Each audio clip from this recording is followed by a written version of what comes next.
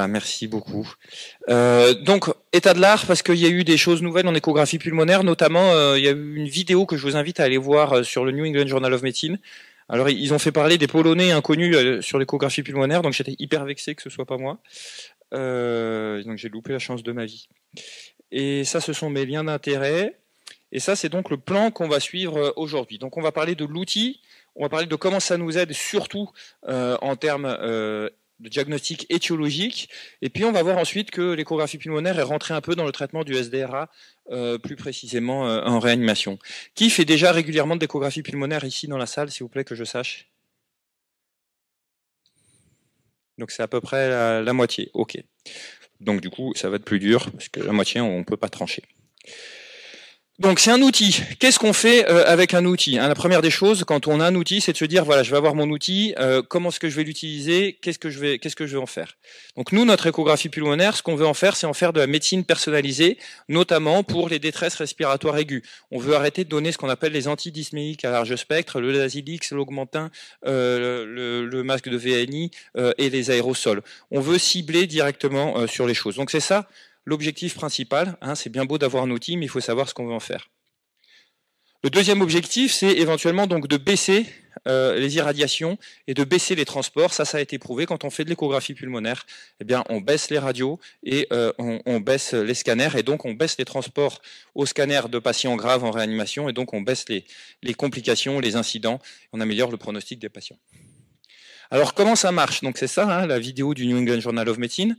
On utilise des sondes basse fréquence, sauf quand on utilise des appareils ultraportatifs. Sinon, ce sont des sondes basse fréquence qu'on met de manière longitudinale sur le thorax du patient, qu'on va diviser en 6 parties, et éventuellement, on regardera la partie postérieure. La particularité de l'échographie pulmonaire, c'est qu'on regarde les artefacts. Celui qui a compris ça, c'est Daniel Lichtenstein, qu'on connaît très bien ici, à qui on a rendu hommage, et on a raison de lui rendre hommage parce qu'on lui doit tout. Et donc, on regarde des artefacts, et on n'a pas besoin de voir des choses directement pour avoir des informations. Dans l'échographie pulmonaire, 2 fois sur 3, au moins, on voit des artefacts. C'est un examen d'imagerie, donc on va voir des syndromes. Et ensuite, ces syndromes, il va falloir les interpréter en fonction de la clinique. Quand vous faites un scanner du thorax, si vous avez un syndrome interstitiel sur le scanner du thorax, qui est pourtant le gold standard, ça peut être un OAP, une silicose, une asbestose, un Covid, une lymphangite carcinomateuse. Ce ne sera pas écrit sur le scanner. Ça vous dira en fonction du contexte clinique. Et donc, le premier message fort de ce topo, c'est qu'il faut toujours contextualiser.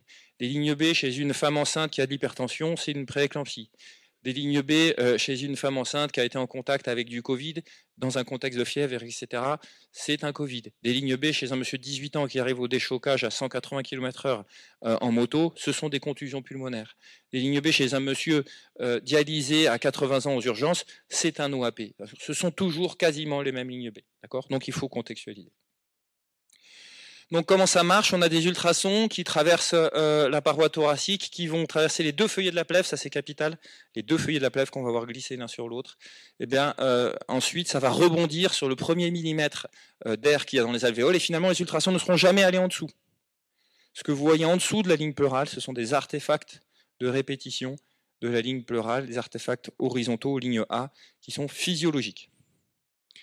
Lorsque vous avez, donc ça c'est ce qu'on appelle l'US 0, il n'y a que de l'air dans le poumon.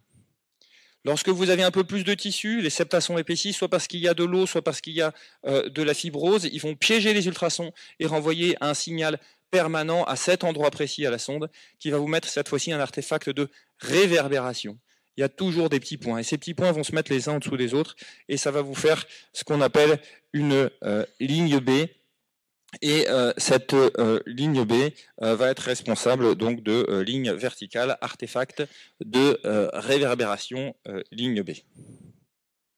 Ce qu'on appelle le score de Luce 1 ou 2. Lorsque vous n'avez plus d'air dans le poumon, lorsqu'il n'y a plus d'air dans le poumon, eh bien, ce qu'on appelle l'atelectasie ou la consolidation, eh bien, c'est finalement la seule fois où ce que vous voyez, c'est vraiment le poumon. Ce n'est pas un artefact, donc c'est le lung ultrasound score 3, et c'est là qu'on parle d'hépatisation du poumon, parce que le poumon, c'est quasiment la même chose qu'un foie, et donc on va parler d'hépatisation du poumon. Comment on fait pour lancer les vidéos, par contre? Excusez-moi, mais... Du coup, moi, je peux pas lancer les vidéos d'ici, je suis désolé, mais avec la télécommande, ça marche pas. Ok. Il faudra peut-être me lancer les vidéos à chaque fois alors que vous voyez une vidéo, s'il vous plaît. Moi, j'avais mis en lecture automatique. Donc, si on se résume, on a d'un côté un poumon qui est complètement plein d'air, d'accord, lung ultrasound score 0, au milieu un poumon qui a un peu plus de tissu, lung ultrasound score 1 ou 2, et à la fin un poumon qui n'a plus du tout d'air.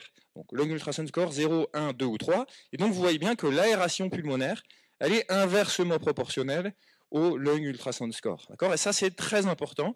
En fait, on a quelque chose de très moche, certes, mais de très efficient pour voir le ratio entre le tissu et l'air dans le poumon. Et la seule chose qu'on n'arrive pas à voir finalement, c'est est-ce que l'alvéole elle est pleine d'air comme ça, ou est-ce qu'elle est pleine d'air comme ça. Donc c'est ce qu'on appelle la surdistension. La surdistension, ça reste un peu la seule chose qu'on n'arrive pas à voir à l'échographie pulmonaire. Donc ça, c'était pour le parenchyme. On peut aussi voir la plèvre. En gros, normalement, on peut lancer la vidéo, s'il vous plaît. Normalement, les deux feuillets de la plèvre, ils sont l'un sur l'autre et donc ils vont glisser. Ça fait un scintillement. Lorsque vous avez ça, ça veut dire qu'ils sont posés l'un sur l'autre. Vous êtes en antérieur, ça veut dire qu'il ne peut pas y avoir de pneumothorax. Par contre, quand il n'y a pas ce glissement, eh bien c'est soit qu'il y a un pneumothorax, soit que le poumon n'est pas ventilé. Et enfin, quand vous avez la chance de pouvoir mettre en évidence la zone de décollement, ce qu'on appelle le point poumon, eh ben là, vous êtes sûr que la plèvre est décollée et donc qu'il y a un pneumothorax à cet endroit-là. On peut lancer la vidéo, s'il vous plaît.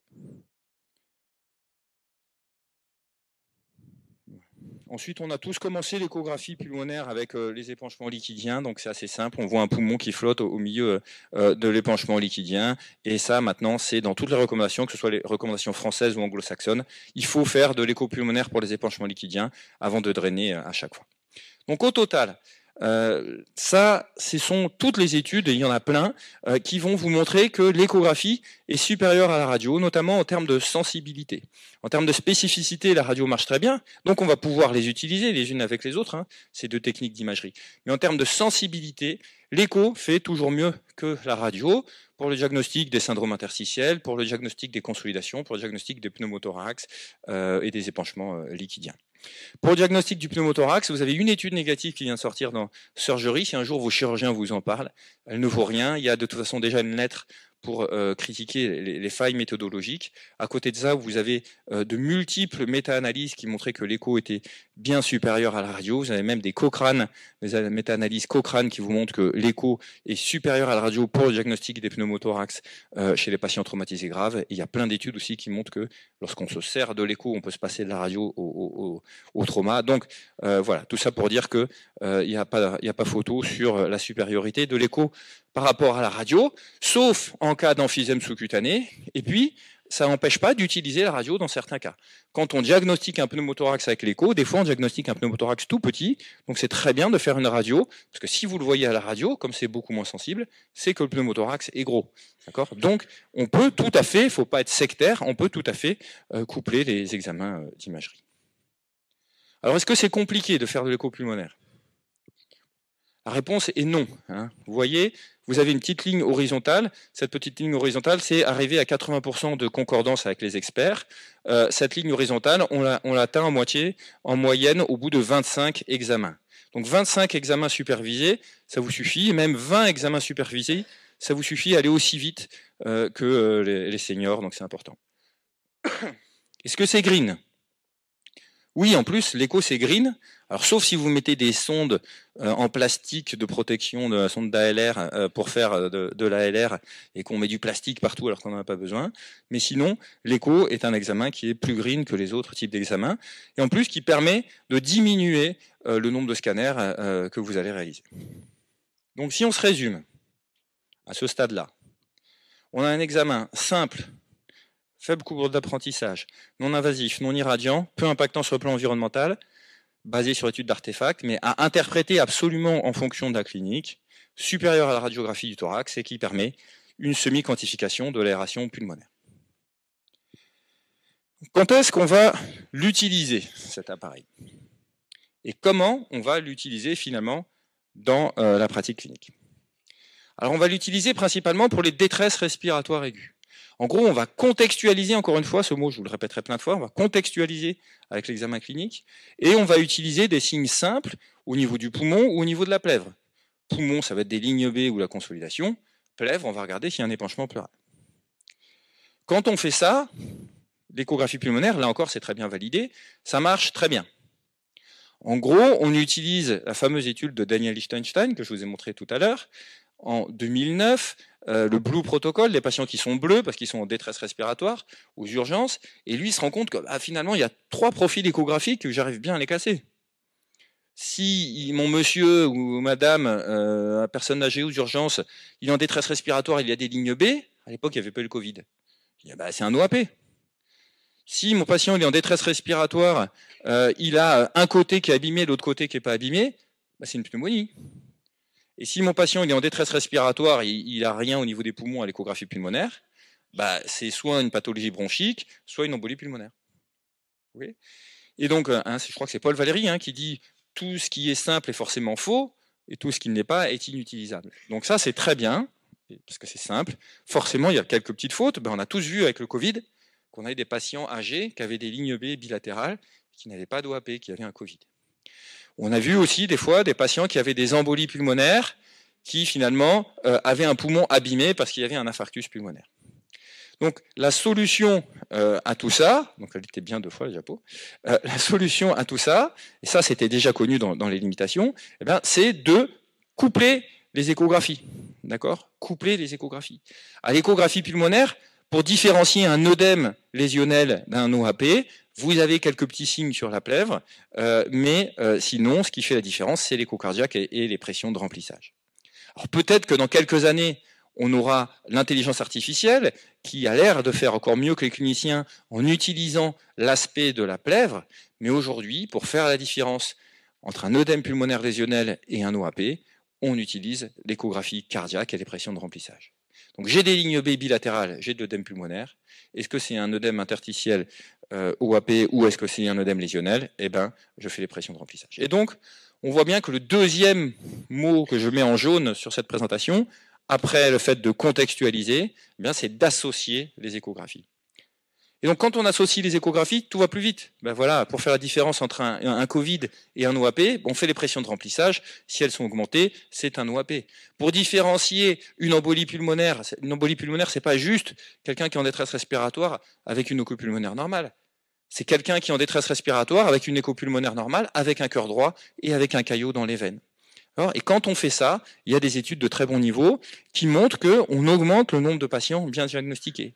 Quand nous, on fait ça en prenant un appareil ultra-portatif dans les services chez les patients qui sont en détresse respiratoire, on fait plus de bons diagnostics à la prise en charge de ces patients et on réduit la mortalité de moitié. Il y a une association avec une réduction de la mortalité de moitié. Et quand on regarde au niveau des méta-analyses, maintenant, on a des méta-analyses sur plus de 5000 patients qui nous disent que faire de l'écho pulmonaire dans la détresse respiratoire aiguë, ça réduit le temps du bon diagnostic, ça réduit le temps pour le bon traitement, ça diminue la durée de séjour en réanimation et ça augmente le taux de bon traitement. Donc aujourd'hui, basé sur ça, vous êtes obligé de faire de l'écho pulmonaire et cardiaque si besoin, lorsque vous avez une détresse respiratoire face à vous, que ce soit en service, au bloc ou en réanimation.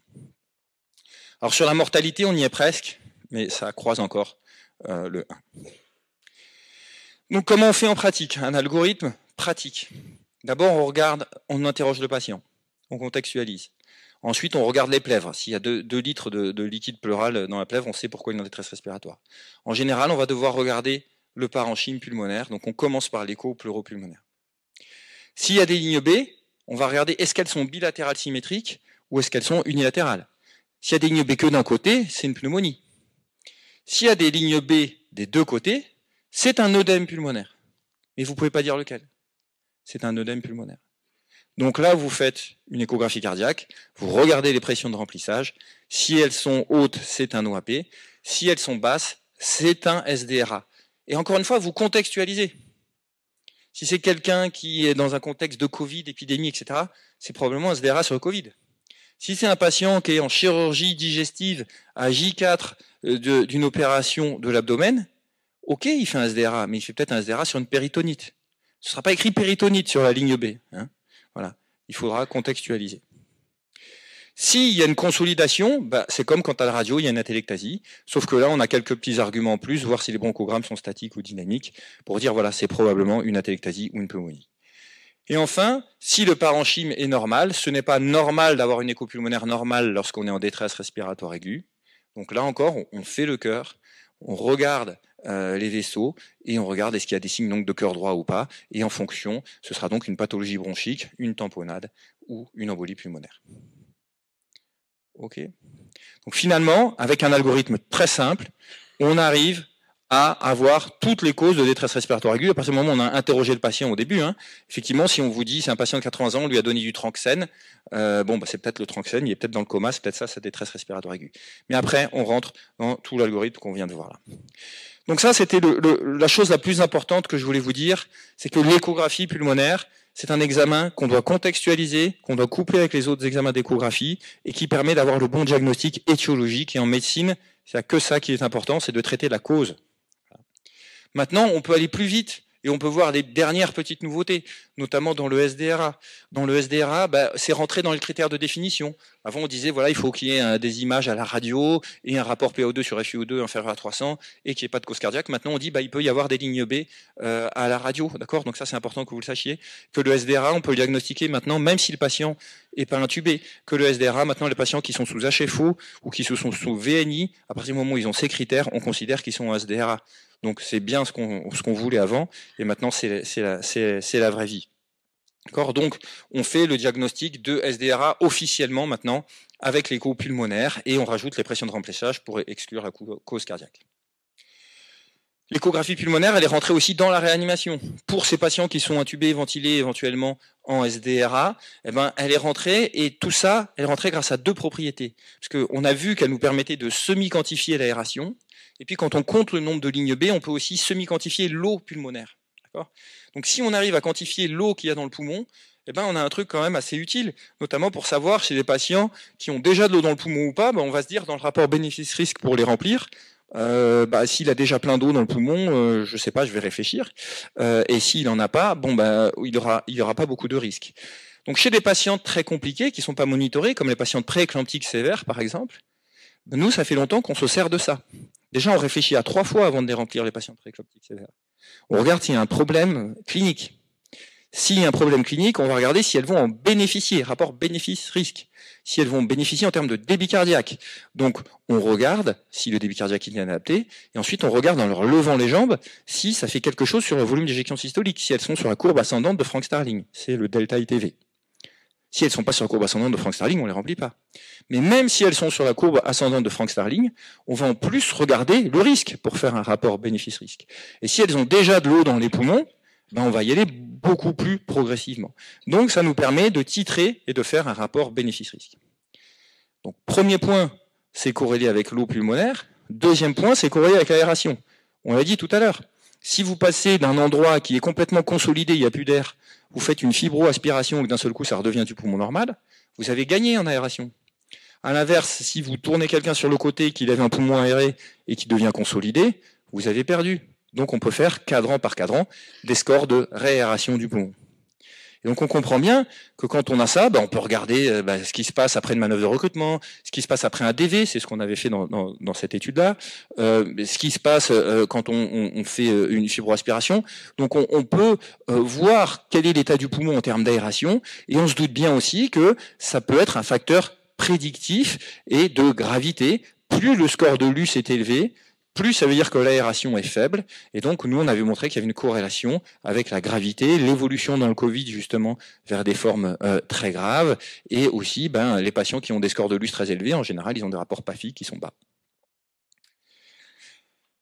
Donc comment on peut se servir de cet examen en réanimation chez les patients qui ont des SDRA sévères? Il y avait l'équipe, à l'époque c'était Clermont-Ferrand, qui avait montré qu'il ne faut pas ventiler tous les patients de la même façon. Aujourd'hui, vous savez qu'on est à l'ère de la médecine personnalisée. Et donc on ne va pas ventiler un SDRA où tout le poumon est atteint de la même façon qu'un SDRA qui a des zones saines. Et ça a été montré comme quelque chose qu'il faudrait faire en pratique, mais c'est pas toujours facile de savoir au lit du patient, sans lui faire de scanner, quelle est sa morphologie. Et cette étude avait aussi montré que la radio, il n'y arrivait pas bien. Donc, il y a des études depuis qui ont montré que l'échographie pulmonaire permet de savoir la morphologie du SDRA. En gros, ce qu'il faut que vous reteniez très simplement, c'est que quand vous avez des zones pulmonaires normales en antérieur, eh ben, votre SDRA il est hétérogène. Et à partir du moment où il y a des zones qui sont saines, à chaque fois que vous allez faire des manœuvres de recrutement, vous allez défoncer les zones qui sont saines et ça ne fera rien aux zones qui sont atelectasiées. Donc c'est la seule chose qu'il faut comprendre. Vous avez un patient qui a un SDRA, vous mettez votre écho devant, et si devant il y a des zones saines, eh bien probablement qu'il faut tourner votre patient en DV, qu'il ne faut pas lui faire des manœuvres de recrutement, parce que sinon tout va aller dans les zones saines et vous allez lui détruire le poumon.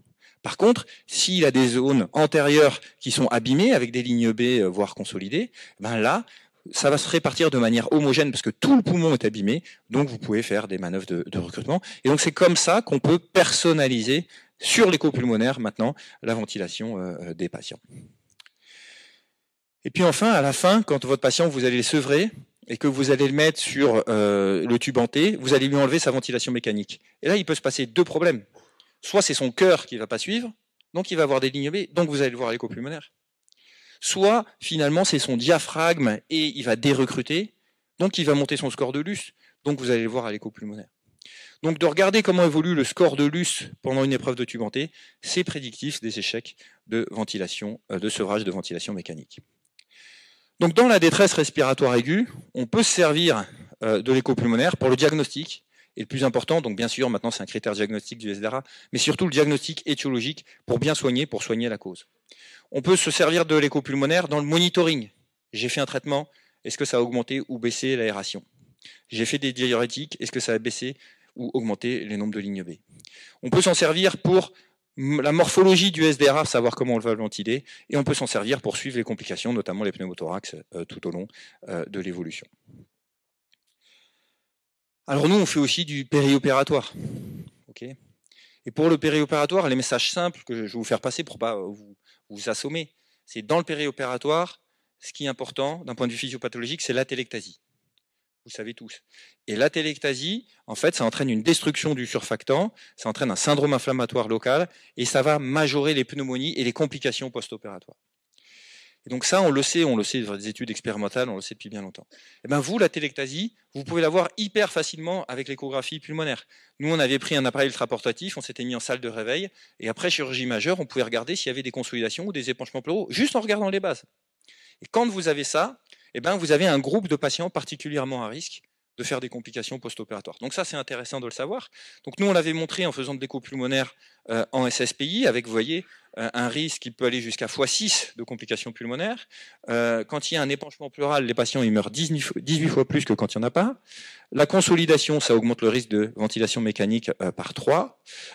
Et l'équipe de Belaïd Bouhemad, ils avaient fait la même étude, mais à l'arrivée en réa, en post-opératoire à l'arrivée en réa, et retrouvaient la même chose, c'est-à-dire que les consolidations sont associées au pronostic. Et puis bien sûr, dans les jours qui viennent, l'échographie pulmonaire, là encore, fait mieux que la radio pour détecter les complications, on l'a vu, les pneumothorax, etc. Mais ça a été prouvé dans le contexte périopératoire. Pour finir, 3 slides sur l'avenir. L'avenir, c'est peut-être d'utiliser l'intelligence artificielle, d'utiliser des nouvelles techniques comme l'élastométrie. Nous, on a détourné en fait ce qu'on appelle le strain. C'est une technique d'intelligence artificielle appliquée au cœur normalement qui suit le myocarde de manière automatisée, et on a mis ça sur la plèvre pour suivre de manière automatisée les mouvements de la plèvre et pour pouvoir les quantifier. Et donc ça permet de très bien différencier les diagnostics de pneumothorax et les diagnostics de pas de pneumothorax, avec en gros un truc qualitatif, ça glisse pas. Mais si on utilise le quantitatif, chez des patients en ventilation mécanique, et qu'on monte la PEP par exemple, avec le même volume courant, peut-être que ça va être le reflet de la compliance. C'est-à-dire qu'on monte la PEP, et le strain va monter, parce que les alvéoles sont plus distendus. Et puis au bout d'un moment, on continue de monter la PEP, et là le strain va rebaisser. Donc notre idée, et on travaille là-dessus, c'est peut-être qu'un jour, vous voyez, vous aurez une espèce de courbe en U inversée comme ça, et peut-être qu'un jour, on arrivera comme ça à déterminer les points de surdistension, une sorte de courbe, de point supérieur de la courbe de pression-volume. Peut-être qu'on arrivera à savoir à partir de combien ça se surdistend en antérieur, et ça, ce sera très important en termes de ventilation des SDRA. En conclusion, je vous remercie pour votre attention. Les messages qu'il faut emporter, c'est que c'est un outil qui est validé dans le New England, qui est supérieur à la radio et qui fait partie maintenant des critères de SDRA. Il faut toujours contextualiser et associer vos échographies. Contextualiser l'échographie n'a de sens, l'écho point of care, c'est vous le patient, c'est vous le médecin du patient, et donc c'est vous qui connaissez le patient, donc ça n'a de sens que si vous contextualisez, que vous en servez comme de votre stéthoscope au sein de l'examen clinique. C'est un apport surtout pour le traitement étiologique, et il faut traiter l'étiologie, notamment des détresses respiratoires aiguës, et puis ça vous permet donc de suivre et de personnaliser votre prise en charge. Je vous remercie pour votre attention.